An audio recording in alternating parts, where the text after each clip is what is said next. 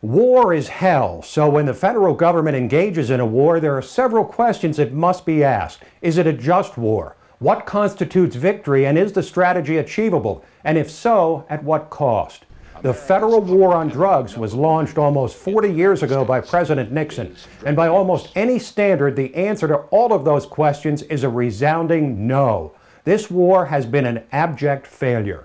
Drug cartels are flourishing and crime is rampant as federal and state governments spend some $50 billion a year of our money on the drug war that has ruined countless lives.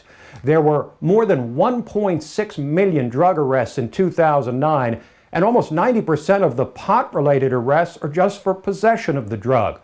Marijuana, cocaine, and heroin are more widely available, more widely used, more potent, and cheaper than when the drug war started. If that's not a complete and total failure, I don't know what is.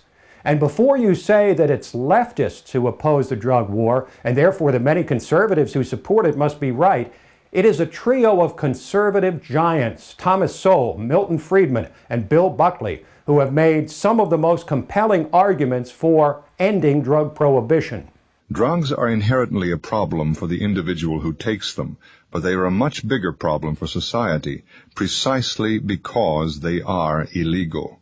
It is their illegality that makes them costly and drives people to desperation to get the money by any means at anybody else's expense. I have estimated statistically that the prohibition of drugs produces, on the average, 10,000 additional homicides a year. It's a moral problem that the government is going around killing 10,000 people.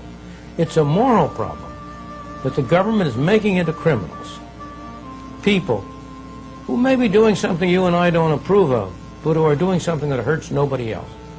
Most of the arrests for drugs are for possession by casual users. The illegality of drugs does not actually affect the quantity of their consumption. It's easier to buy marijuana in Cambridge than it is beer. Why? Because if somebody sells you illegal beer, he forfeits his license.